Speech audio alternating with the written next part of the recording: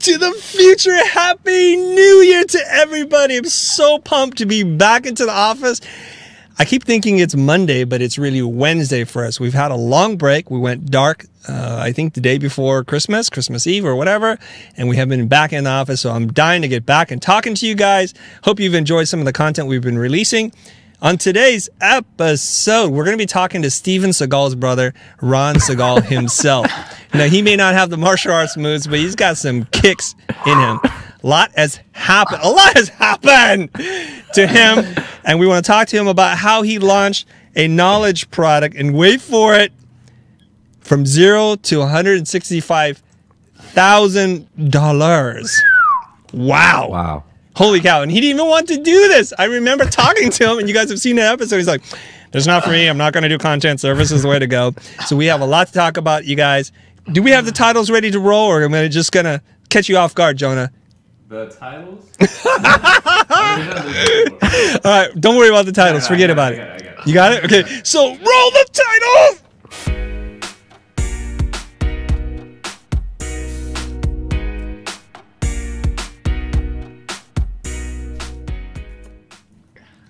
All right, I hope you guys are awake now. I probably blew out your eardrums.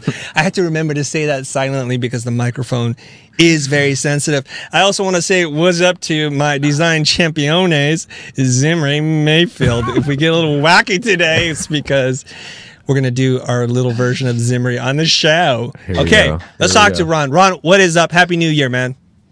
Yo, hey, welcome to the show. Welcome to the show. Yeah. A little late on that, Ricky. Hey, there you go. Little late on that one. Sorry. All right, his timing's a little off, guys. Okay. Welcome back to the show. We got so much to talk to you about. The promise of how to launch a knowledge product. What have you learned? Why did you do it? What compelled you to do it? And all that kind of stuff. So let's take a step back. Recently, you launched a course on Webflow, right? Right. Yeah. And you, the Webflow Masterclass. Yeah, so Webflow Masterclass, and I think the pitch was perfect because you not only talked about how to use the software, but how to make money using it. So there's a lesson there. If you can teach anybody how to make money, they're more inclined to take action.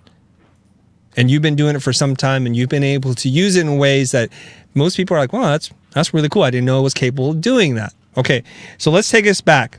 Our last conversation together on air, prior to you launching the class, of course, was really about where you were in the service biz. You were doing really well. If I remember, well, before, my memory's not that good. How much money were you making at the time? How many hours were you making, working? And you were living a pretty good life, so why even change? Okay, so when we last talked, it was actually the beginning of last year. I think it was February when we last talked. I was like looking to make 300K as a freelancer during 2018, which did happen. Like, so I was, that was where I was aiming. I was looking to, raise my prices, start to delegate some of my work. I also took your business bootcamp, which was very helpful for me. So that was kind of the way that I was heading. Also, I had a product business called Prospero, which honestly, when we had that talk back in February, my goal was to actually grow the product business so that it can actually replace my freelance business. That was kind of how I saw it early 2018.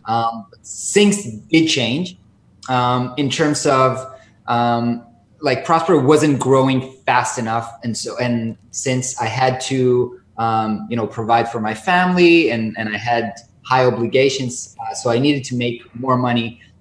So I invested more in the kind of consultancy part of my business. But somewhere around August of the year, and again, I didn't have any plans of doing like a course or anything like that. You kind of suggested that on our video, and I was like, no, right, I remember that. I don't think that's what I want to do. Right. But it was actually, I don't know if to say by mistake but I wasn't really planning for it. Kind of like in August, one of the projects that I had in the pipeline fell through at the last minute. And I was like, kind of like stuck cash flow wise. So I was like, I need an extra $5,000 this month. Like, what can I do? And so I did like an Instagram poll. I was like, hey guys, because obviously I have a YouTube channel and some Instagram following. So I have an audience, and so I actually did a poll, like, I'm going to make it a course. Like, what do you guys want me to teach you? Like a Webflow or logo design? And it was pretty close, but more people voted for Webflow. And so I pre-sold it. I said like, okay, if you can pay now a lower price before I actually make this, and then I'll work together with you to create the content. And I did this, and it worked pretty well. So I got that bump of cash flow that I needed, and it actually also helped me to validate that people are interested in this, people are willing to pay for this. And then I was at a position where, I've already committed to doing this because I sold this to people. Right. And I was thinking, like, it was actually just before the beginning of like last quarter of 2018. And so when I was thinking about this, I was like, I can try to do this like alongside my other like client work, or I can make a bet, like, and the bet was like, give up client work, like, or don't take a lot of clients, like fire all your clients except for one, and invest heavily in creating the content and selling it. And hopefully like you'll have a dip of cash flow, but at the end of it, when you'll sell it, it'll pay itself back as if you took clients, as if you did normal client work. And if it will be successful, it can, it'll be a product that will be able to generate, revenue even after the initial launch. So that was kind of the plan. And it was kind of I did kind of a risk assessment. Okay, what happens if this fails? What happens if this is kind of like works but averagely, and how does success looks like? And so I did this, and the results were like, I crossed the optimal results or my goals for this. You surpassed your own expectations. I surpassed my own expectations. And then I was like, okay, there's something here. There's a very strong signal that it works. And so this, alongside the fact that I realized I need to move away from my product business, Prospero, which we've recently sold, like last week we sold it, made me realize that this works really well. I got amazing, testimonials and results for my students. And so now at the beginning of 2019, I'm going all in on this. Yeah, I actually, it's funny. I was like, because I was like a freelancer, consultant, like sole proprietor, I actually made kind of too much money. So now I had to poor guy. Yeah, like my accountant was like, "You're making too much money. You need to start a company." Wait, hold on. Your Jewish accountant told you you're making too much money? No. He said you're paying too much tax. Oh, okay, there we go. Okay, let's clarify, you guys. There's got to be you're paying something too much there. taxes. Yeah, he said it's great, you're making money, but you're paying too much tax. Right. You need to start your own company. Yeah. So actually today I got the papers from the lawyer that I've started my own company, which is going to be called Flux Life. It was a choice, like it was Flux was the name of my YouTube channel, was first option, but I guess, I don't know if it was like occupied in Israel or something like that. So it's Flux Life. And I can help you with the naming though. I could help you with the naming. Yeah, you we do that here. What the Flux? or Flux Off. Flux Off. Flux Off. We should have helped you with the naming. Yeah. I should have talked to you last week. Yes.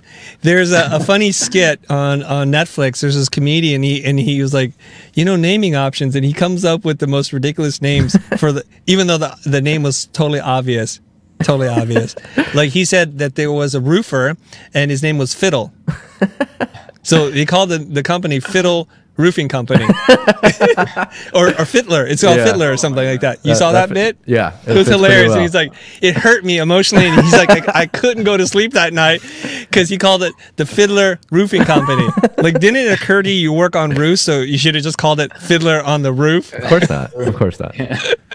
So of course not. Okay, there's a bunch of people tuning in and their ears are perked up, and there's a good chance they didn't see the first episode, or they don't know who Ran Segall is, and he's truly not the brother of Steven Seagal, for sure, right? But he has a channel called Flux, so you guys definitely check it out, Flux. I'm going to ask you a couple of quick questions to reintroduce you to our audience who are maybe hearing your story, seeing you for the first time. You look like you're a really young person. How old are you, Ran? I'm 35, about to be 36. Ooh, still pretty young by my standards. So, and Got you two live, kids. Yeah. yeah, Yeah. and you live in Tel Aviv, right? Tel Aviv, Israel. Tel Aviv, Israel, and he was a freelancer for a number of years, doing web work, and he was earning about $300,000 a year, and only working 30 hours a week, which I was like crazy. As a freelancer, as a sole proprietor, as a solo operation, right? You did the work yourself. Yeah. Okay. And Paying Katie, way too much tax. and paying way too much tax. Way too much tax. So we intersected at Epicurrents. And then you came up to me and like, dude, I want to hear about how to make more money. Let's talk. And so we had you on our show, and I remember talking to you about building content, building knowledge products, and you were kind of reluctant. I might even use the word resistant, but reluctant is probably a fair characterization. So something happened besides the fact that you had a $5,000 shortfall gap to fill, right? What else has happened? Like, why? I mean, most people need a lot more pushing in order for them to decide, like, I'm going to change my life, or I'm going to do something different. Is there anything else that's going on? So there's two things here. First of all, it should be said that it was my first time. Before I had the Prospero business, we had the New School, which we did 2 online courses, which were doing okay, but were not a huge success. Now, the reason I was reluctant was that when I did that, I did not feel comfortable doing it. Yeah. And that was part of the reason that I was reluctant. That's good to know. Maybe something like imposter syndrome or something like that, but I wasn't comfortable doing that. And there was something like, I don't know if it's a limiting belief but there was kind of a dream that I was inside, because I live in Tel Aviv and I work mainly with startup companies. There's a huge startup scene here, and here, like, if you work with startups, the meaning of an entrepreneur, of somebody who has like a business, is somebody who's building like software. I don't know if they raise money but they're building a product business, and I was kind of sold on that dream. That's why I really tried to make that business. And kind of like being that content person, or like, I don't want to say guru or something like that, was something that I didn't want to be that person. Now, when I did that, it was before I had the YouTube channel. Now, then I spent 3 years doing YouTube channel just because I enjoyed creating content.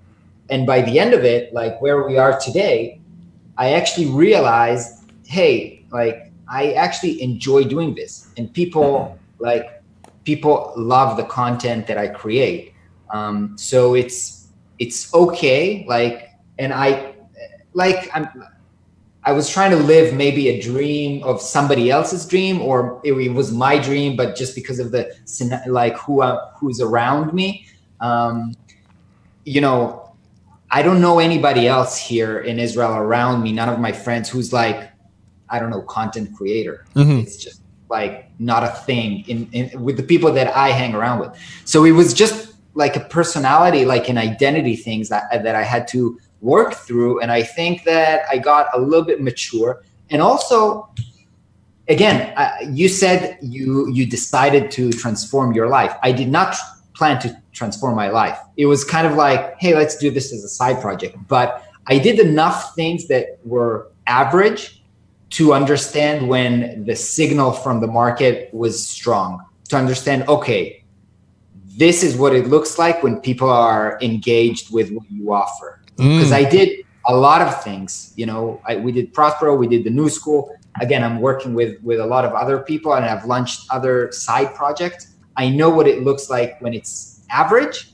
And this was like, okay, there's something here. And this reaction, was what really turned me around.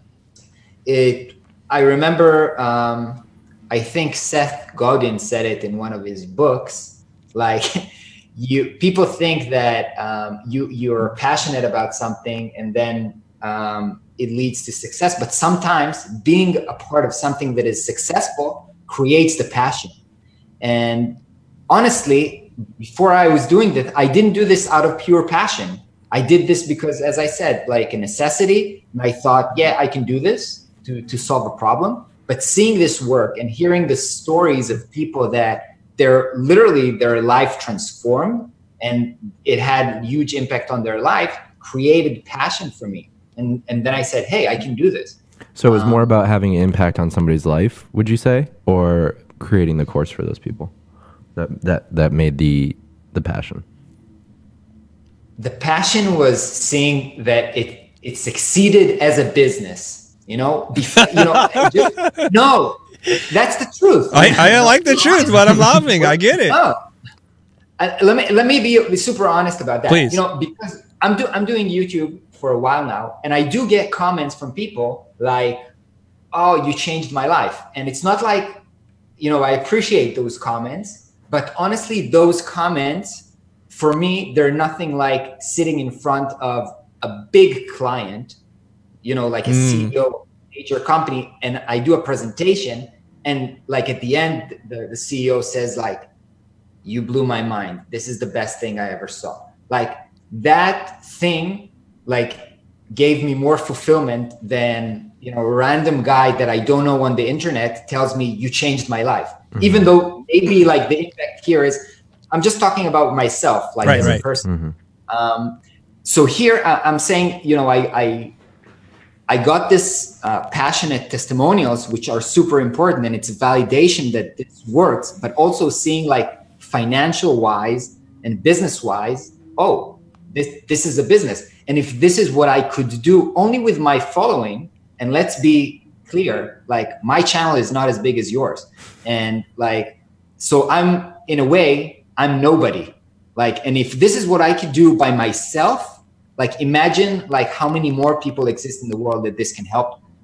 So there's big potential here. And that understanding this business potential is actually what I think made me super passionate about this. Love it. Mm-hmm. I love your transparency. I love your honesty and just speaking straight from the hip and not worrying too much about how people are going to judge you. That's why I always enjoy talking to you and having this kind of conversation. Most people are very guarded and they're very calculated in what they say. I do want to remind Jonah, because we're all coming back from break. He literally flew in this morning, Jonah. Feel free from time to time to crop in on Ran as he's speaking just to punctuate what he's saying. Just want to remind you that's an option you have, all right? Yeah, sure. Ask a tough question. That's right. Like I'm always full on transparent. Yes. And yeah. When he says, did like, keep going. Oh, I was about to say that I'm about to do kind of like an income report on my last year, and it's like the third time I'm doing this in a row on my YouTube channel. And luckily every year is bigger, so progression. But the point is that transparency is helpful for people. Mm-hmm. And I'm not. Yeah. Okay. It was helpful for me. Yeah. Okay. Let me recap, because you said a lot of things and I want to recap. I'm not running a keynote deck today. I'm just going to have a conversation with Ran, in that he was saying a bunch of different things in there, and that his definition of being an entrepreneur was somebody who launched a software company. So he's like, I'm an entrepreneur. This is what people around me are doing. So then he went into creating software, right? That's where Prospero came from. And the new school, no affiliation with our previous company, the school, you were teaching things, but maybe you didn't have the results or the success that you wanted, so you became a little reluctant. When I was suggesting for you to try to do knowledge products, it didn't fit within the conceptual model of how you saw yourself. And it's just really important for you guys to know this.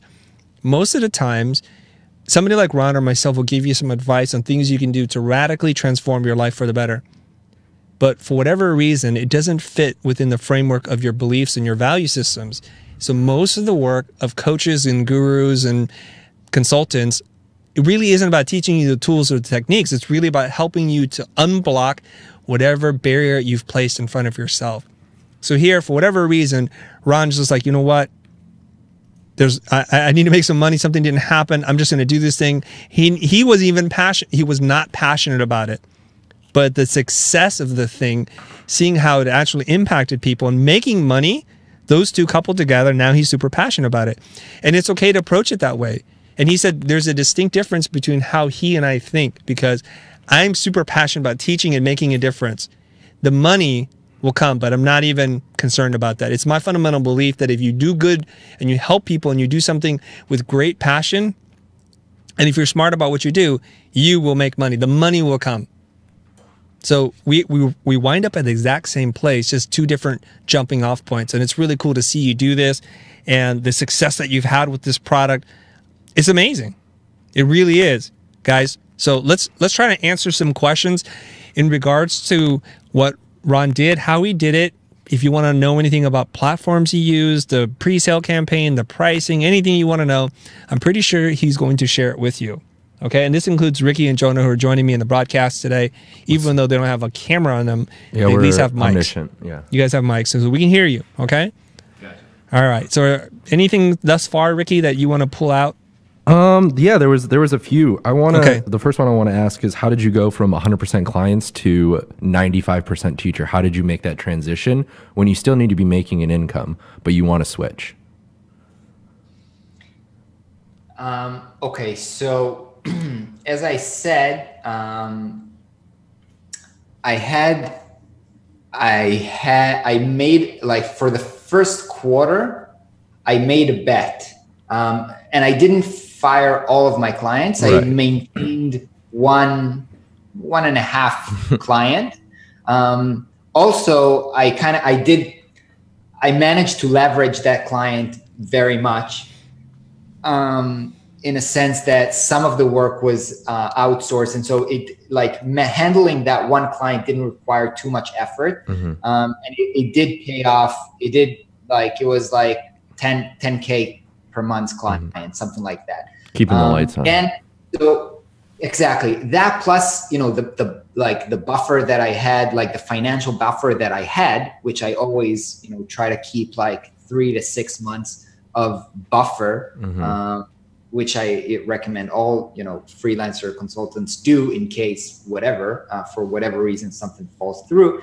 So using those two things, I was able to make a calculated risk about what's going to happen. And I actually used, spreadsheets to try and estimate, like, how would this work? Like, okay, assuming, I post on YouTube and it gets this and this clicks, and I post and I have a mailing list and it will generate this much click and Instagram. So I made all these lists, and then this percent based on, I read a lot and I looked into some case study. This is like the average benchmark conversion rate. How much is it going to make? And I've made all those predictions, which turned out actually almost perfect, accurate. Nice. So that helped me to kind of, I would say, mitigate risk. Gotcha. Yeah. Okay. That's all I got for right now. So a lot of this, you guys, is making calculated risks. That's really what it is, to kind of transition from point A to point B. Most of us don't just drop everything on a hope and a prayer and just wish for things to work out. I think you want to be smart about this, and don't listen to this this episode and later on like, that's it, I'm done with my job, I'm quitting tomorrow. You realize a couple of things. Ran has released 2 courses prior to this with the new school, I believe. He's launched a company called Prospero, and he's been working as a freelance for a number of years. So he has money saved up. He's got experience. He's done this before, and a YouTube channel. YouTube daily for 3 years. Wow. So created like a pretty big rapport with my audience. Yeah. So keep that in mind. So if you're at 0, that doesn't mean that you can't do this, but just take some steps towards getting there. You don't run a marathon the first time you start a race. It's not wise to do so. You can, but it's ill-advised. You got to put in that work. Yeah. So there's a person who's asking this, and I knew this question was going to come up. Let's get into the nitty-gritty. Let's talk about platforms and software you use to make the course. Okay, so now I'm selling my course with Teachable. Mm-hmm. one of the reasons were that I saw multiple people that I like, including you guys, use that platform. And again, as I said, I took the business bootcamp, and that was my first experience of like experiencing Teachable as a student. And so I trusted the platform. I actually did pre-sale on a different platform, on Podia, which is kind of like Teachable, but smaller. The reason was that Teachable holds your money for like net 30, unless you have like a Stripe account or something like that. And on Podia, they delivered the money to your PayPal account same day. Later, I discovered that you can do this with Teachable as well. And so because I wanted the money fast, that was why I did like the pre-launch on Podia, and then I moved to Teachable. I'm using Teachable now. Email automation with MailChimp. Now I'm moving to something more robust, but that's what I did the launch with. Are you using Drip, by the way? Drip campaigns? Yeah. We're using Drip. So, I think we're using Drip, right? Yeah, we are. We're using Drip instead of MailChimp. For many years, we were on MailChimp, and Ben pushed us over to using Drip. So now I'm doing the move to something called Ontraport. I don't know if you're familiar with that, but it's more like you can create email funnels and all types of things there. And yeah, it's a little bit more robust. Okay. So I'm in the process of moving over there. In terms of the software you use to capture your workflow, are you using... I use Camtasia. Okay, Camtasia is excellent. Yeah, Camtasia, because I do mainly like kind of, it's like software where I have to share my screen and then a little webcam. So Camtasia was good for that. I'm on Mac, and I think they have Mac and PC as well. So I used to create the content with Camtasia. Gear, in terms of gear, so microphone is the Blue Yeti, is what I'm talking to right now. And the camera is this camera. It's the Logitech C whatever. The Super Pro one, right? The nice 4K one. No, it's like, yeah, if you write on Google or YouTube the good webcam, you'll get to this Logitech C one, whatever. It's what everybody uses. So you didn't use your point and shoot DSL or your video camera? You use the webcam? For the ones that for the like screencast, no, I didn't use it because they see your face this size. It doesn't really matter. I see. But for the ones where I talk, I have like modules on sales, like how to sell, Webflow website and stuff like that. For that, I did use my my Canon camera. And are you recording on SD cards and then editing in Premiere? Yeah. But again, only those modules which are like just like videos. Yeah. Okay, cool. Now I'm like upgrading my setup to something I think familiar to what you are using, or you shared like your son did the setup diagram. Yep. I captured that, and I'm like, let me get that. Okay, good. So we got the technical questions out of the way. You guys, you can use fancy software, and even the fanciest software that we're talking about is not really that expensive. It's all relatively affordable.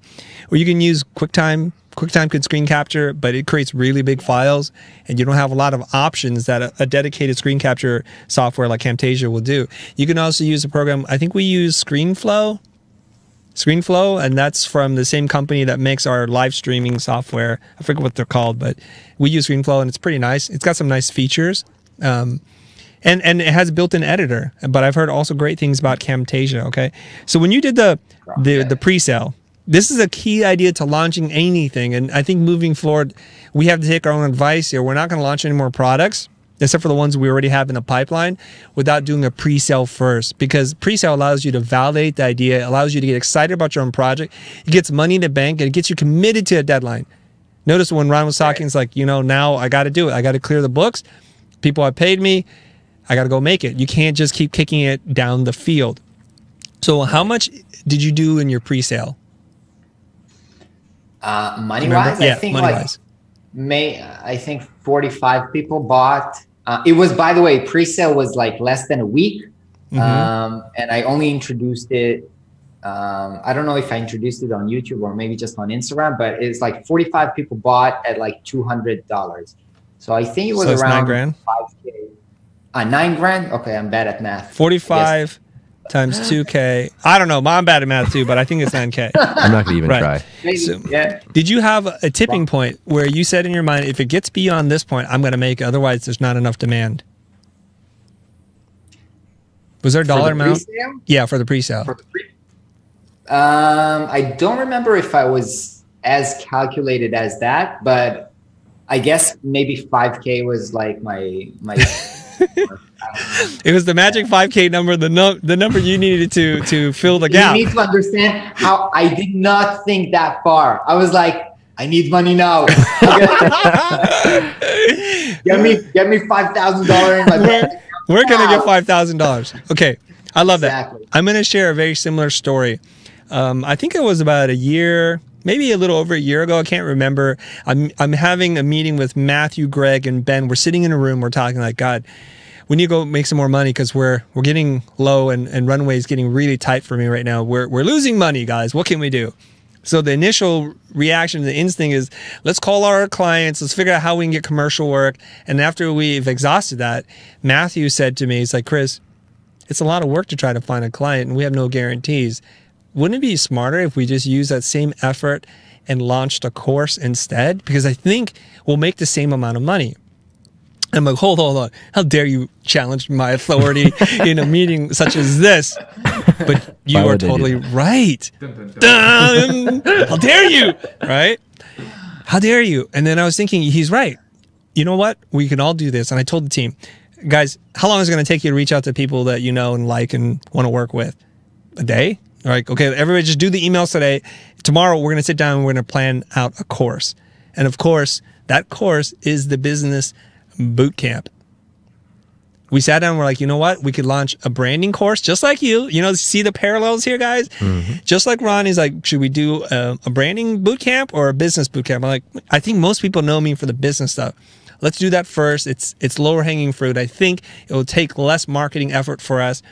And sure enough, the first launch, we did over $100,000 and it keeps repeating itself, which is the beauty of a product. A productized business allows you to continue to reap the rewards after doing the initial heavy lifting. Now, most of us, the heavy lifting is too heavy, so we never start. But if you put in the effort, if you've done the pre-sale and you know that people want it, and you've established some expertise in making this thing that you want to release out into the world, there's a good chance people will buy it. And it's doing really well for us. It's doing really well. Amazing. It's super similar story. Very similar. So you guys, maybe, I only tell you that because maybe you can jump in on Ron's story or you can jump in on mine, but either one is like, you've been sitting around thinking about this. And this is the big shift that is that's available to us as creatives in 2018-19, right? Where we have platforms, we have distribution models, we have an audience that we can build, we can share what it is that we know. And as a matter of fact, my entire pro group, a community of 200 creators, are going to launch their own knowledge product. We're doing it together. We're going to walk them through step by step. So we're going to see how that goes. So I think the conversation is very timely right now. That's why you're seeing all these discussions happening with last broadcast with Janelle talking about launching and selling knowledge. This is perfect. Okay. So what were some of... Please go ahead. Because I feel like we need to be super real here. And the truth is that both me and you did the initial work. We dig the wells and create rapport with our audiences before. And I think it can't be understated or ignored because it's like I don't know how you said it. Like I worked 9 years to become an instant success. I don't remember how to say it. An overnight success. Yeah, in 10 years or whatever. Overnight success, 10 years in the making. Yes. Something like that. Because I think if you don't have the audience, then I think understanding who you are going to sell it for is more important and actually harder than actually creating the thing itself. And that's important. And I think if we would get to what's my advice is to think first, who are you going to sell this to before you start creating something? It's also, related to the pre-sale it. Because if you can't pre-sale it, who are you going to sell it to? Right. Yeah. So just wanted to make sure that this is clear for people. Right. Ron is bringing us back to reality. Snap to reality. Okay. Somebody's like, Ron is the man. That's William. And then Michael's saying, these guys are gangsters. And totally. Okay. All right. Throwing signs from Tel Aviv right there. Boom. You guys get it. Oh, my light just went out. Oh. Did you guys see that? Yeah. Did you guys not plug in my light? You know what? Time to bring the You light. guys didn't plug in my light. Oh, yeah, you got another line in there. Come on, man. Who's doing this? Where's my team? Plug me in, man. Ricky's coming in. Okay. All right. So are you making... I think I heard this, but are you making the switch? Just walk in, dude. It's over here. I think the plug is sitting right here. Okay, yeah. I think that's it, right? I don't know why it's there and not up there. Are you making the switch to dedicating yourself to doing content and products now? No more service for you? So, not 100%, and I'll explain why. Okay. So first of all, and I've mentioned this before previously, like I still get like a lot of fulfillment from helping clients. And that's something that I want to maintain just for my personal happiness. Because I really enjoy helping like good clients solve strategic problems. I really enjoy solving for strategy and stuff like that. But that being said, now I kind of have the privilege, since I don't do this for money, because like when you, just let me like, I'm calculating now. This is one of the things that I started to do last year, like really calculate my hourly value of everything that I do. So like on my client side, I've reached like $500 per hour, the value of my client work, which is great. This is what I was aiming for when I was talking to you. But when I work on like product business, it's like $1,000, like, $1,500. So obviously I make more money from doing products, but I want to use that not for the money, but for my personal fulfillment. And I want to share the process and my learnings also on this YouTube channel, so I can really be picky about who I work with. So right now, for example, I'm working with an organization that's called W. They're like doing kind of like workshop for women entrepreneurs to help them grow and stuff like that. I really believe in their mission, and I think they're doing something super important. And the only reason that I work with them, besides the fact that I want to help them and they're interesting, is that they were willing to be like 100% transparent. And I bring in a photographer like to all our meetings, to all our strategy meetings and everything. And I will create like a new video series and documenting the whole process. So I'm doing this because I feel like, again, I feel fulfillment out of this. I enjoy doing this. And I feel like this will be great content to then later promote my, my courses and stuff like that. So I will still do it, but it'll probably be like 80-20, something like that. 80-20, 20% service, 80 product. Yeah. All right. Probably something like that. All right, guys. Yeah. I'm going to make a bold proclamation prediction. It's early 2019. I'm going to look at my crystal ball, aka a reflection of my head. I'm going to look into the future and say, here's my prediction. Once Ron has tasted what it means to no longer have any clients and to be loved and appreciated and make the impact based on creating content the way that I think he's going to also say goodbye to client work. Watch. At the end of 2019, I'm going to tell you right now, if not before then, I'm going to talk to him again and he's going to be like, yep, client work, I don't do any of it anymore. Because I'll tell you something. I'm going to peer into your soul, you creative people out there. Our soul? Yeah, your soul, man. Okay, do it. All right. Go easy on the Zoom. Give a guy a tool and he just uses it all the time. You can keep using it, but just a little bit along the way. Anyways, I'm going to peer into your creative soul. Here's what I think I know about you guys. We as creative people, we need a lot of validation. We need people to tell us we're good, that we're okay. And how do I know this? Because we apply for awards, we get degrees, we get certificates. We try to do anything and everything that we can to affirm our own belief that we're good enough. There's something that's in us, that's this nagging voice that keeps telling us, you're a fake. You don't deserve this. You're not good enough. Everybody's better than you. And that's a big problem. So when we meet a client or we do something that affirms this belief, it feels really good. So when Ran is able to present some work or solve a client's problem, like, oh my God, you're amazing. You're a genius. He's filled up with joy and happiness. But that joy and happiness is going to be replaced by hundreds, if not thousands of people saying that in more profound ways, more sincerely, to say, I was super depressed and you helped to pull me out of that funk. I almost gave up on my dreams, but you prevented me from doing that. I was going to sell it for this, but you taught me how to sell it for that, and now I can provide for my family. So that's what the big switch is going to be about. And the really cool thing is when you make a product, there's no person telling you, can you make that a little bit bigger? I showed it to my girlfriend and she doesn't like red. Can you make it blue? Well, I think Helvetica is like played out, don't you think? Aren't squares like too trendy right now? Like, shouldn't we do triangles instead? You don't hear any more of that. And that's why we are making that switch too, that as fast as I can run away from service work, I'm running away from it. I only want to do product. I only want to teach, and that's all I want to do.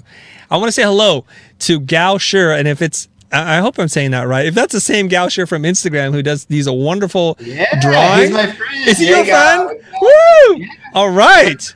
Like, dang, you're bringing in the friends here. I like it. Yeah, sure. Yeah. Okay. I did this Instagram promo. You did. Thank you for bringing everybody in. All right, people are convinced. I want to be my own client. Yes, 100%. This is the dream that is possible. It does take work. It's not easy, but it's possible, especially if you've been in business for a little bit of time. If you've done any real work, you can do this. Okay? You can do this, you guys. Yes. Okay, any questions, Ricky? Yeah. So when you're busy doing freelance, but you want to make time to find the course, how did you do that? Because I feel like a lot of people are going to be I think he already answered that, didn't he? Did he? I think he did. Well, I knew he was like shifting, but he like talked about how to shift from clients to that. But I'm okay, talking specifically Ron, answer it again, please, because people don't listen too good. So let me like take two perspectives out of it. Is if this is like a side hustle, side project, whatever, which I did before, like some of my other projects were like that. So, I worked weekend on it, like nights and stuff like that. But this for me was business investment or business strategy. And so it was like I dedicated time for this, and there's trade-offs. And I've said this before. I chose to do this instead of doing other income generating activities such as client work. I took the risk and I just put in the time. Yeah. No, that's perfect. Thank you. All right, let me answer it for the third time, Ricky. No, I like that answer. It's like it's not only the side hustle, but it's also stop backpedaling. Here's what he said. If you pre-sell, you have some money. Now you're committed to it, so you have some guarantee. He had $9,000, $4,000 more than he thought, but that was just the beginning. He knew that the potential was going to be there. Right. How much so, he didn't know, but he knew that there was more. But you know what? Here's something that you should know. The effort to pre-sale the course was no greater than 3 hours. Yep. It took me less than 3 hours to shoot like 3-minute video saying, hey guys, I'm going to do a course. If you want to join now, like here's the deal. Set up a page on whatever platform, Podia, whatever. Connect your PayPal account, and that's it. And post it to the relevant people. So maybe like a day and a half for the rest of you guys, for the non-cybernetic beings out there, right? Roll out, Autobots. Yeah. For the rest of you guys, it may take a day and a half, 2 days, whatever, but it's not that much time to pre-sale and test a concept. You could do it evenings after work and see if there's demand for it. If there's demand for it, go for it. If not, tweak it. Work on it. Like, why didn't people respond? Do I have the right audience? Am I not solving the right problem? Is the value props not there? And I think it's like, it's worth to mention, like, it's okay. Like, don't treat it like this huge thing. Like, oh, what if this fails? This is the test. Like, if it works, great. If it doesn't work, either I'll try something else or no, it's okay. I'll refund the people. Like, if only 3 people purchase, I'll refund them and it's okay. Right. I think that when you're trying to put too much emotional baggage on it. Like, oh my God, what if this doesn't work? Because now I'm transitioning, I'm doing this like crazy thing, I'm changing my life. Then there's a lot of like emotional baggage on it. And then you're afraid to fail. When this is an experiment, it was like, okay, maybe this worked, maybe it doesn't work. But like, if it doesn't work, it doesn't mean that I'm a failure. It's just like, okay. It means next idea, man. Fail is first attempt in learning. Just try a different one. Yeah. I just want to say hello to some of the people who are in the chat with us today. Ryan Summers, what up, Ryan? VFX heavyweight there. And then Melinda Livesey. Yeah, she's like too busy for us, but she's not busy enough to join us on the chat, apparently. She can Which is fantastic. You know. That's fantastic. Okay. All right, let's keep going here. Now, Ron, we were talking before we went on air, and you said, I have some questions for you. So I'm all ears, man. What questions? How can I share and help you, man? So, yeah. Okay. So one of the things that I really want to do this year is like, because I realized, you know, before I used to do YouTube for 3 years, and that thing used to be considered for me as a hobby. You know, I would like edit at night after my kids go to sleep, and I considered this a hobby. Now I realize that since I'm shifting my business, like producing content is a key ingredient of my business, and it's an activity that I should invest in. And so previously I didn't really have goals for my YouTube. I just like did it again for fun, and it worked. Although slowly. Now this year I really want to blow my YouTube channel up, and I know that you guys. I remember I watched like there was one like many years ago, I think you did like an interview or something with Roberto Blake, and he gave you some advice on how to grow. And then after that, you started to really crush it. And then you grew your channel. I think you have an amazing model. Never mind that you're a team and I'm a one person. I'm also looking, by the way, to starting a team. But one of the things that I was thinking about was like, how did you use like, I don't know if it's called paid YouTube or promoting YouTube videos to grow, you know, your reach on YouTube, because that's one of the things I want to do. Yeah, so there's a series of steps that you want to take, and you were right. We had Roberto Blake on our show, and it was right around that time when we were thinking like, man, how do we grow a little bit faster? Are we doing the right kinds of things? Because once you peek under the hood on YouTube, there's a lot of things that you can be doing, and there's a good chance you're not doing it the right way. And we know many people in the YouTube space that aren't optimizing everything that they're doing to be found organically, and it starts there. So everybody that wants to grow an audience on YouTube, here's some basic things I can outline for you, and then we'll talk about paid. But I would suggest that you don't go to paid first, right? Ron obviously got a body of content. He knows what he's doing, and we'll get to that. So first thing you want to do is you want to make sure the things that you're speaking about hasn't already been addressed by somebody who's going to do it much better than you. It's going to be a real challenge for you to try to supplant that person. If somebody's an authority on making Christmas illustrations in 2 colors and they have millions of views, it's going to be very difficult for you to bust in there.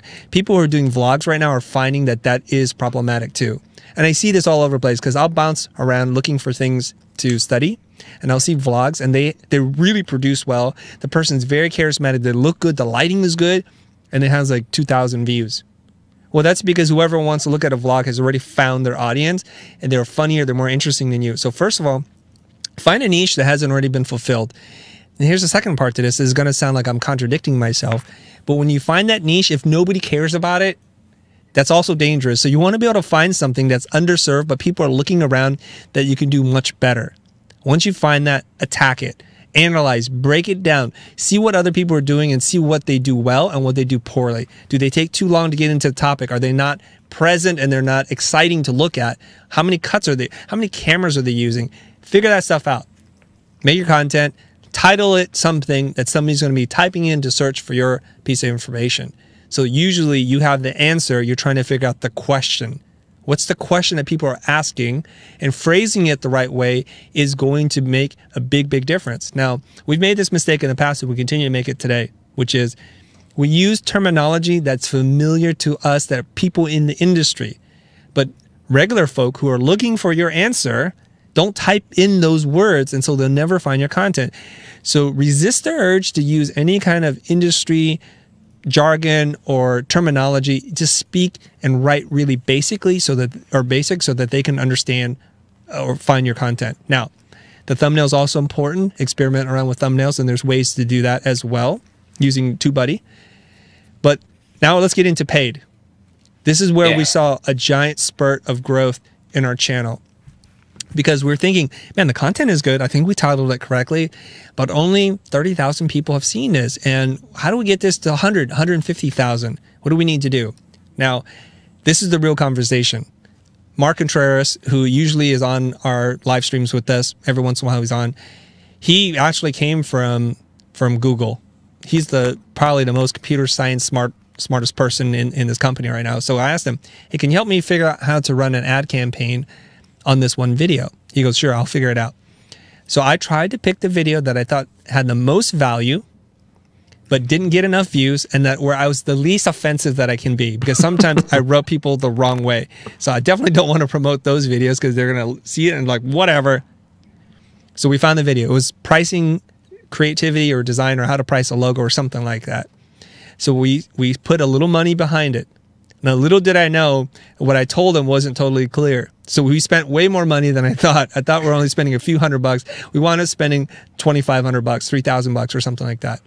But in the period in which it was promoted, it got picked up by Design Taxi and a couple other, I'm spacing on blogs, like famous design blogs that have big audience. So it was the right message for the right audience, the right community. And it was also picked up on Logo Inspirations. They were talking about how to price a logo. So all this traffic started to come in, and we start to see that video grow. That video now has become our most viewed video with over 1 million views. It is single biggest driver of subs to our channel to date. So being strategic. Even though it's not promoted like today. No, we promoted it, I think, for a period of 2.5 weeks.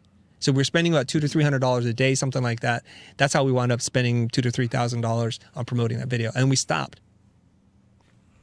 Okay, but it got like it got the important people that in our industry to look at it, Creative Block or something like that, to look at it and then to promote it on their channel and their blogs, so that then people would be a new audience was going to find the video. Now the interesting thing is, there's a new revelation that we came upon recently. Now, up until about 3-4 months ago, we did not do any monetization on our channel. Do you monetize, Ron? It's like I don't have time to switch it on. Like some of the old ones are now. Some like, are on, some are my off. wife helps me with finance. I was like, monetize all the videos. Like, I have like 1,000. I don't have time to switch them on. Yes, because you're doing a daily post, right? You're doing a daily video. Yeah. So you can bulk turn those on, I believe. You don't have to do them individually, because that would take a lot of. Really? Yeah, you can. Yeah, if you go and view videos, Matthew showed me this. I had the same reaction as you, because Matthew did. I'm like, dude, how much time did you spend doing this? So like, basically, you view your videos by list, right? Yeah. Actually, I can show you guys. I think I can show you. Give me a second here. Let me go to my Creator Studio. Boom. All right, let me make this big. Give me a second. Come on, Creator Studio. I have too many things running in the background here. It's like it's thinking about it. Okay, maybe I won't be able to show you. Okay. Well, you go to your video manager, right? Yeah. I'll figure it out. Don't worry. Yeah. And then what you can do is you can select all, and then there's a drop down, and you go and monetize. You just turn the sucker on. And do you hear the money like? Literally, you hear like where's my, no, not that one. I have a ka-ching somewhere in here, but I can't find it right now. Under the pressure of running the show, I just can't do it. Yes. So now that your wife has turned on some of the monetization, how much money are you pulling in a month? Before it was like, I don't know, $250 a month or something. Yes. That's a common story. Now what is it? No, that was like, I'm talking to you about something that we've discussed like a day ago. Okay, so you're drawing a whopping $250 a month. Now, it's driven by a couple of things. Obviously, how many views, how many minutes people watch, right? But also the kinds of ads that you turn on. If you turn on skippable pre-roll or post-roll, okay, you only make so much money because people skip it and you don't make any money. But if you insert on longer streams like this one, unskippable ads, you'll make more money. Okay. Now, I didn't want to turn it on because I thought it was annoying. I thought that people were going to watch our channel and say, you guys have sold out, you little bastards. You've totally sold out. All you care about is money. But, you know, here's the thing. Once we turned it on, we started making like $1,300, $14, $2,000, $2,200. We're up to $4,700 a month right now, which is pretty cool. Right? Yeah. And it's just because we started to be a little bit smarter about where we run ads and when we don't run ads. Okay. So we could still, I think, optimize this and make a good deal amount of money. Now, here's what we're going to do. Here's the game changer. Not about monetization. The game changer is this, and I wrote an article recently, haven't published it yet, why you should monetize your content and get good at it. YouTube wants to promote. YouTube wants to promote. No. I know. That's what we're thinking too. But that's not why. Because now we can use the $4,500 that we bring in passive income on monetized ads to promote our content to get even more views. So when Mark was asking me last week before we broke for Christmas, he asked me, like, what's our marketing budget? Like, how many of these videos can I promote? I said, well, I don't know. And then I realized, wait a minute, we're drawing over $4,000 a month in monetization. You spent all of it. What do I care? It wasn't money I was planning on making anyways. Get our content into the hands of more people, right? So get this. This starts the virtuous cycle. We spend the money that we didn't plan on making to promoting the content so more people would watch it, us making more money. And once we get to $10,000, $15,000, $20,000 a month, oh my God. And then I thought about this. So for many, many years, I worked on promos for Fox Sports. Like when they had Major League Baseball All-Star games or football games, they would spend a ton of money making super expensive promotional spots, basically 30-second commercials for you to tune in. That was the network model, right? And then they would give up their own airtime, time that they could sell for a sponsor. So they're making a big investment just to get people to tune in. Why is that? Because advertisers see that, oh my gosh, look at your ratings. #1 rated show in the time slot. So then their ad rates go up. So it was an investment. So for us, we want to do the same thing. We want to take the money we're making for monetization, appreciate everybody not skipping the ads, using that money then to promote the videos so that more people can find out about what it is that we're trying to teach and share. That's pretty cool, right? Yeah. That's an awesome strategy, man. There you go. Awesome. So now your budget is $250. It's true. So you can slowly increase that, turn all those things on, every little trick that you can learn. But the main strategy was like take videos that you think are good and will work, and then just promote them like in general. Yes. It's not like you recorded specific ads that would run on other channels or something like that. No. And well, I'll tell you about that. That's a more recent strategy, but that's very promotional. So I'll talk about the different strategies, the evolving strategies. You can use software called vidIQ, like Video IQ, and you can see which videos are sending or giving you the most subscribers. I would start there. Right.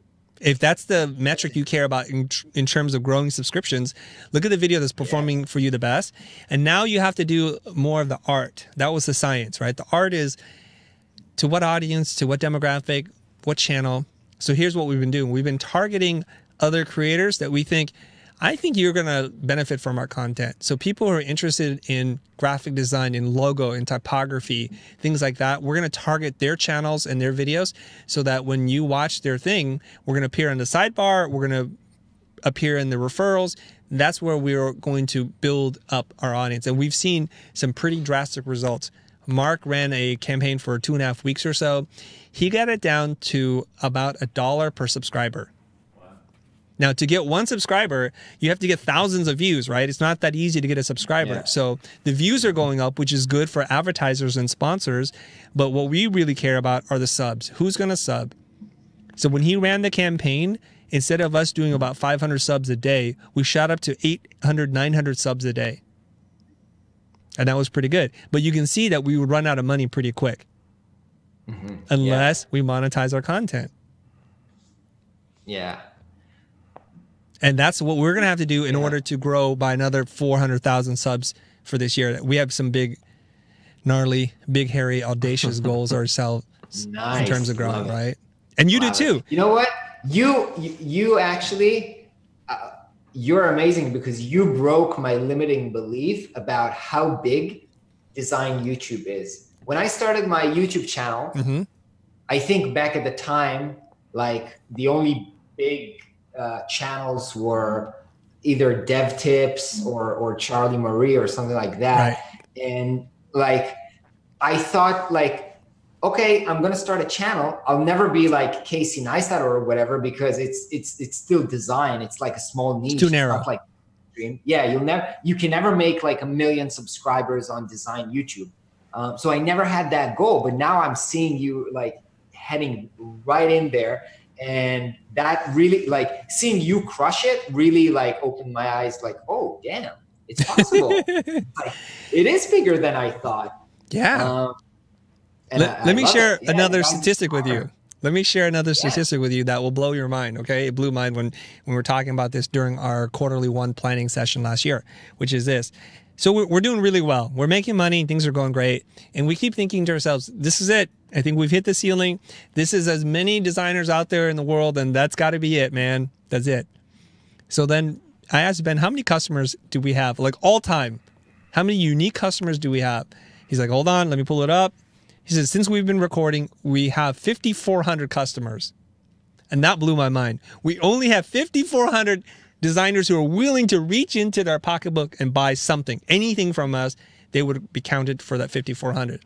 That means the market cap for what we're doing is still way, way, way out there beyond this. Because if you just look at the Cal State University system and how many graphic designers enter their school system every single year, it far exceeds that. And we're just talking about California right now. We're not talking about the world, right? As I'm in discussions with people in Portugal or in Ireland or wherever to bring us there, because our audience is global. So I'm not sure what the limit is just yet. And I used to feel the same way as you, Ron, which is how big can this little design channel be? For sure, you can 100x your current number. For sure. Like, I like the way you think. Can we do that? Now you believe it. You've been converted. Yes. Yeah, for sure. And you know, we just launched a book too. We launched a book and we were at 108% of our goals, and we're only halfway through. Yeah, by the way, this is also like kind of a pre-sale thing, because you said I did a pre-sale, but that's also a pre-sale. That is a pre-sale, 100% right. Yeah. Because you know, looks amazing. We realize something. Whenever we do something that our community asks for, it's easy to speak with your mouth or type it in on a keyboard. But when you ask somebody to pull out their credit card and show me you really want something, that's when the rubber hits the road. So people are like, oh, make that shirt. We make it. And then like 4 people would buy it. I'm like, okay, why do we make that shirt? We want to pre-sell everything. So we'll continue to make new things, but we're going to test it every single time before we go to market. That's the best insurance policy you can ever get. Minimal investment. If you're like Ron, like cybernetic being, you can crush it in 3 hours and find out if the audience really wants it or not. That's it.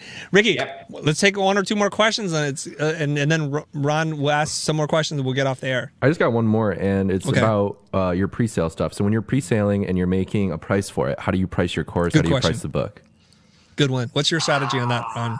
I actually, I was, I wrote some bullet points, and the first one was actually about pricing. So my pre-sale price was $200, and now the price that I'm selling it is $500. And the truth is, I was very much concerned that the price is too high. And I think this is super common with, value pricing and designers in general, like, oh my God, they'll think it's too high. And I was actually kind of like negotiating down with myself.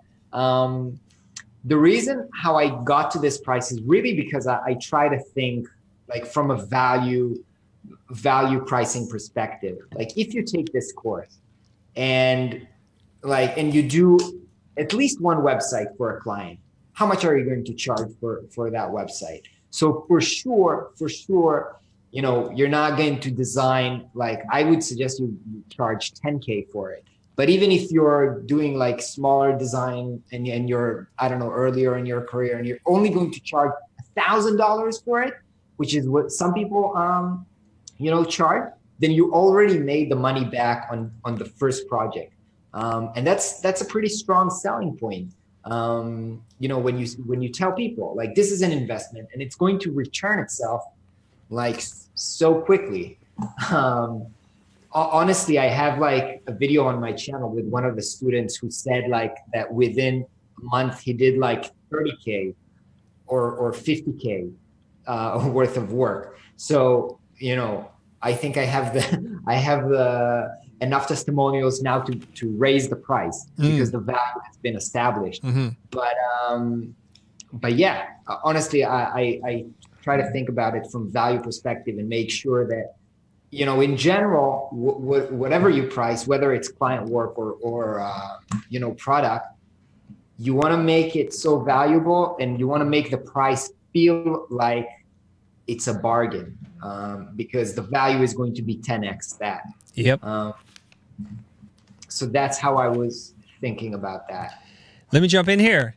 So for those of you guys that want to know a different strategy, tune in tomorrow with Dustin Lee. He's going to be on the show. He has a whole bundle concept to show greater value, right? So this is price anchoring. When you bundle a bunch of different products together, it looks like you're getting a lot, which you are, and you're saving money. So he's like, the number one thing that's helped him in terms of selling knowledge products or products for creative people is to bundle a bunch of things together. He's like, make a lot of little things, put them all together and sell the bundle. And people are more likely to buy the bundle than individual products. I want to say thank you to Jeffrey, Laura. Thank you very much for your super chat. And thank you very much. Now, I want to tell you guys something. This is going to sound counterintuitive. When I was working with Jose, part of the school, we made this thing, and we still do. It's called Core, and it was sold for $349, and we sold a few of them. We sold quite a few, actually. But then after using the material and learning from it and having my own business transformed by the products and the courses that we were selling, I said to him, man, this is worth way more than this. This is worth like $3,000. Why are we selling this for $349? We got into a big argument. I said, let me sell it differently. Let me reposition it. I want to sell it for $499.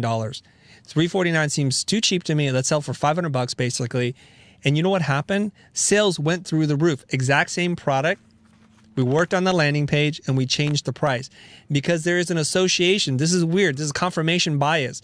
When you pay more for something, you feel like it's going to be more valuable to you. We've done the same thing with the Pro Group. The Pro Group has 200 people. Initially, it was free. Then it went to $25 a month. Then it went up to $50 or $75 a month. Now it's $150 a month. The reason why is people kept telling me it felt like this wasn't real, like there's some scam going on. It felt too cheap for what it is. So, of course, I listened to them. Bend my arm. Tell me to charge more, and I will. And that's exactly what happened, okay? Now, if you're just starting out, if you don't have a lot of experience, you don't have a giant community, I would recommend coming up with something easy and simple that you can sell for under $99 that you can get out to market in a couple of weeks worth of work. Do that. Just get a couple of things. Get going. Don't wait for that super massive master class, as Ron's referred to it. By the way, I just want to mention, I don't know if Gal Shear is still on the... He's not. Is he still on? Yeah. I don't know if Gal, if you're here, but he recently sent me, like if you don't know him, look him up on Instagram. He's an amazing, amazing illustrator, product designer in general. He sent me like a link to, he created some brushes for the software which he uses to illustrate. Procreate, right? If you're here, post it in the comments so everybody can check it out. And it's like, it's $3. I was like, dude, and the landing page looks amazing. I was like, dude, why is this $3? It's like, I mean, it feels like it should cost more. It's weird that it costs $3. It's like, you know, I don't want to eat a burger that costs 25 cents because for sure it's not good. For sure. I thought you were going to say for sure it's not beef. For sure it's rat meat. Yeah. It could be good. Jonah's always looking for a bargain. Right? He's like 25 cents. Hey, man, it could be pretty good. You never know. Yeah, like this rat meat tastes really good. Point is, price is perception. You can't be too cheap. It's not helping you that you price it at $3. Dude, make that $25 and people will start buying it, at least. Yeah, well. Or bundle them together for $99. Yeah, or something. Well, so the problem is Procreate is only like $19. So when you sell a brush that's more than the program itself, it gets a little tricky. Dude, listen. Webflow is either free or they have like the basic plan is like $16 per month. Right. And they told me like, they're the sponsor of my YouTube channel. And so, I told them I'm going to make a course. I'm going to price it $500. They were like, dude, nobody's going to pay $500 because, they are complaining about paying $16 per month. Right. Here it is. Fair enough. Fair enough. Value is where the value is. It doesn't matter. You can quote Ran Segall on that. The value is where the value's at. Boom. Plus, people want to buy Gal Shear's stuff because that's his stuff. Right. It doesn't because matter it's Gal. The software is. Exactly. Right. All right. Okay. I want to read a couple more comments and then we'll see if Ron has any other questions for us. And then we're going to get off the air here. So I think it's L's, is asking, building an audience is one of the most discouraging things on earth. Produce content and meet real people in real life. I don't know if I agree with that at all. Building an audience is one of the most discouraging things on earth. Like, where does it even come from? Yeah, I don't get that. I can understand. If you're at zero, if you're nobody.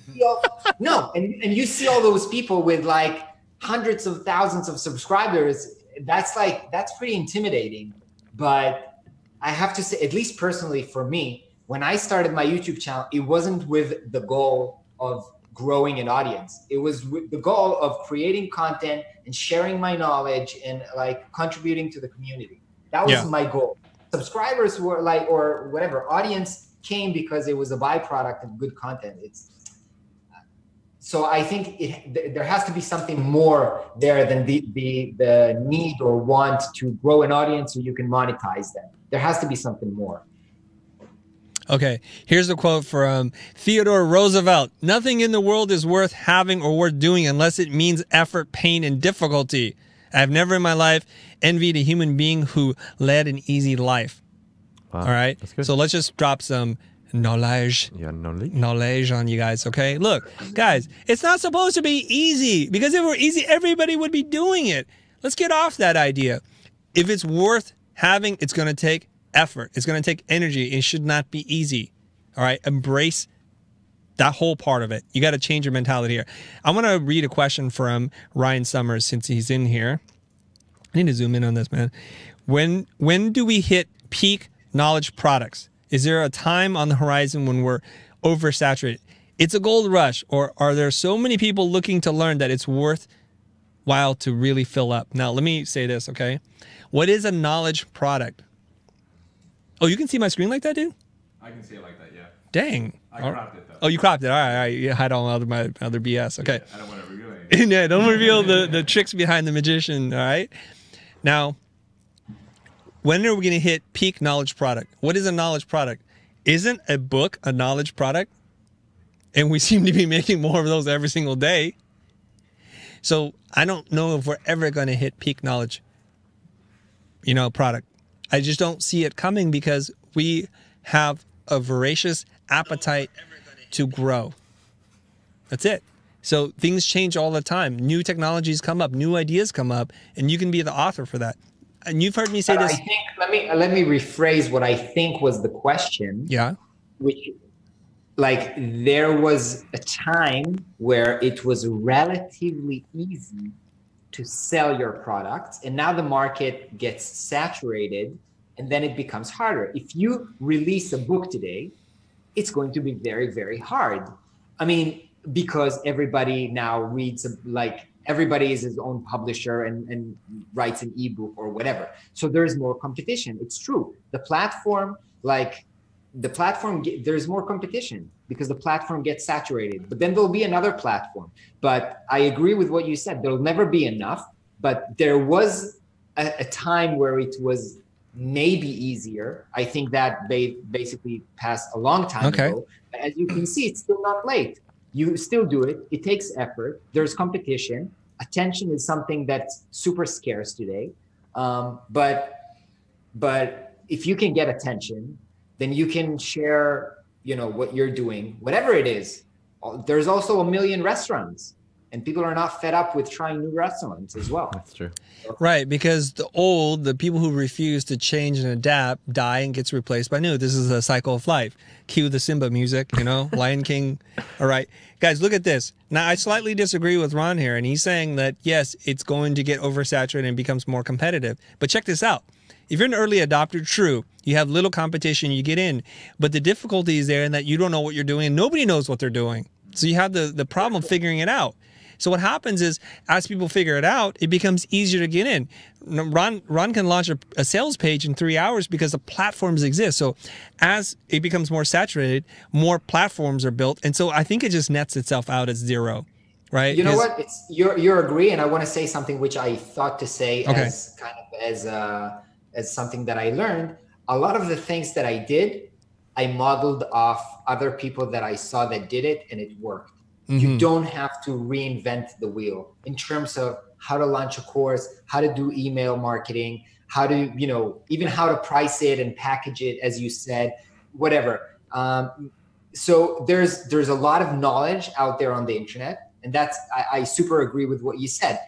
It's the road has been paved by other people, so you can pretty much follow a step. It's not like step by step and then money is guaranteed, but it's very much easier in a sense that you don't have to reinvent the wheel. You can see how do people do this successfully, and those people, they learn that by failing a lot of times, because a lot of times the pioneers are the ones who get the arrows in their backs. That's right. Thank you for our fact checker, Nathan Alate. He said the video was featured on Design Taxi, Digital Synopsis, and Creative Block. Thank you very much for refreshing my memory on where the pricing, creativity, and design was featured. Thank you. God, we have a great audience, don't we? Yeah. We sure do. Dang, guys. They're figuring it out. All right. Ron, also, we put other... the brushes in there if anybody wants to see. Oh, you found the brushes? Yep, the gal's work, it's in there. So we put the link to his Instagram and to the brushes. $3.99 for each one. Bargain. There you go. $3.99. He didn't raise the price, even though he could have raised it right now, and he did. Guys, it's okay. Guys, grab it, because he's going to raise the price. Grab it now. And that's called scarcity, ladies and gentlemen. An impulse to act because something will go away. Okay. All right. I know one of the strategies that you use also to launch your knowledge product was to do affiliate deals. Can you talk about that and what you had going on? Yes. So the one thing I did was to one thing that was organically happened was that during the years prior to me launching it, I made friends within the industry and the community. One of them was you, that we got to know each other earlier last year, and also Charlie, which I knew from the internet, but also hang out with on the Epicurrence event, and some other people like Travis Nilsson, and so I got to know a few people, and then who had audiences as well. And so when I was thinking about releasing it, I offered them affiliate, which means please share my product with your audience, and you'll get a cut from all of the sales, which worked well. And so I think this is something great. I think it's a win-win for everyone. I've also actually offered this to the people inside the course, like the people who were so happy about this. And I was like, hey, do you want to bring in your friends and get a cut from every sale? I'd love for that to happen. So I also did that. And it worked. I think it's like win-win for everybody. Perfect. So that's another launch strategy, you guys, to use affiliate marketing where you give them, whoever sends a sale your way, you give them some percentage of the total course, which is pretty cool because in full disclosure. By the way, this is a great approach if you don't have your own audience. Yes. Then you can keep other people's audience. Yes. What he was saying is you can leverage other people's audience, what they've built, and that makes a lot of sense. We have a deal, full transparency. We've done a deal with Ron on Webflow, and we have a link. So if you guys are going to buy it, use our link because I get a check from Ron every single time it happens, okay? And it's really nice because... Guys, it's awesome. You know how many people I have in the group, and they were like, I heard about you from Chris, and it's great. And, Yeah, and I get an email notification from Teachable from time to time, like, oh, somebody else just bought Webflow. Oh, there's another one. And it's really nice because I'm leveraging my audience and my genuine enthusiasm for what he's trying to do, and it works out. It's a win-win for everybody. Okay? Yeah. All right. Exactly. So do you have any other questions? Otherwise, there's one or two more in here, and then I think we're going to bounce. Either Ricky or Ron, anything? Let's see if Ron has one. Okay. Well, while you guys are thinking about that, Canvello asks, hey, Chris, what do you think about doing a design school? That degree really helps me to charge how much I want for a logo, or that's just a piece of paper. The answer is just a piece of paper, man. You've heard me say this many, many times before. You have to believe in yourself. The piece of paper is an external validation, and you'll constantly need that all of your life, that external validation, and it's not where true confidence comes from. True confidence comes from within. So put in the time, learn your skills, take whatever courses you need to take, but that's just a piece of paper. It doesn't mean anything in the real world, especially for design. Okay? So we're not too concerned about that. I want to give another tip about launching something. Please do.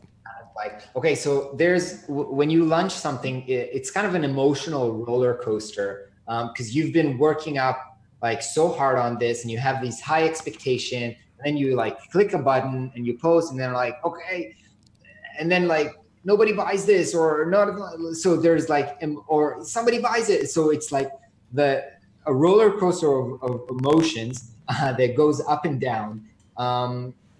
And what happened for me is that, usually when you launch something, you create some kind of a period of time where you need to create urgency so people would buy now. Otherwise they would like, oh, maybe I'll buy it next month. So you create some kind of an urgency, like there's a discount or there's a bonus that ends this month or this week, for example, or for a certain period of time.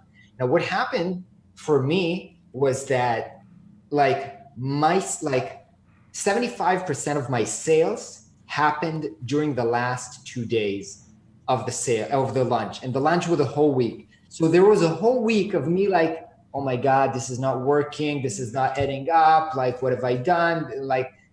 And so literally like really hard emotionally. And still, while you have to like smile and do like sales, like, yeah, everything is great. Because, you still want people to buy. And then like at the end, it worked out. So what I try to say here is that you really need some emotional support, either from, friends, family, coach, group, whatever, because it might be tough doing this, going through the whole thing by yourself. And you have to know that there's a big payoff at the end. People wait for the last minute. This is how people are. Mm-hmm. And so you create a deadline, know that a lot will happen before the deadline hits.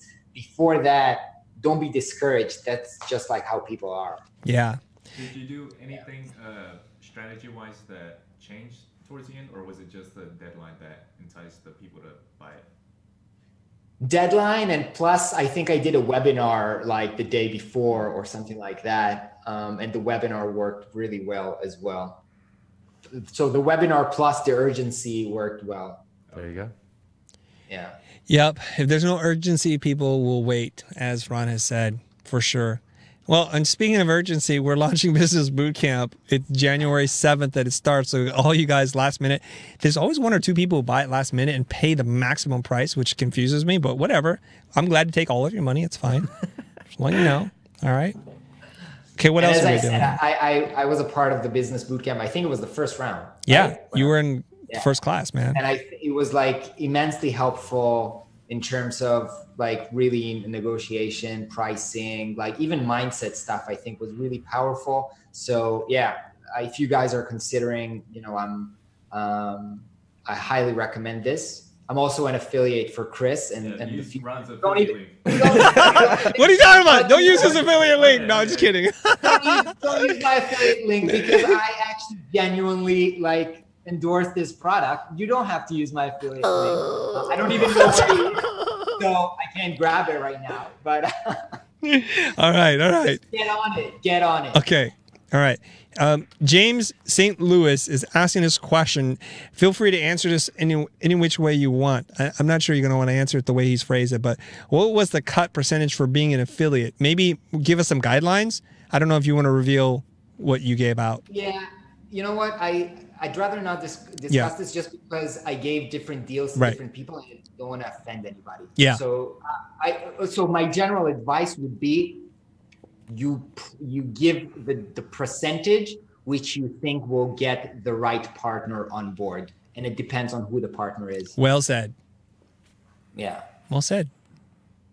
Do we have any parting thoughts or questions? Anybody? Before we wrap this up, because it's a lunchtime and it's time for me to eat. No, sir. Somebody said here, I have no problem lunching. I'm not sure if they're talking about launching or lunching. But both good. Both good. All right. I think that's it, man. I think we're going to wrap up the show. All right. Ron, thanks for jumping on with us. And we're so thrilled for your progress that you've made and see the transformation. You've heard it here from Nostradamus that by the end of 2019, Ron's going to say goodbye to client work because it's better to be an artiste. It very much is. Thank you very much, Design Championes, for tuning in. Wait for our recap on January. That's it. You know it. It's going to happen. I know how you think. Don't worry. Oh, I have great confidence. I make $1 million. $1 million.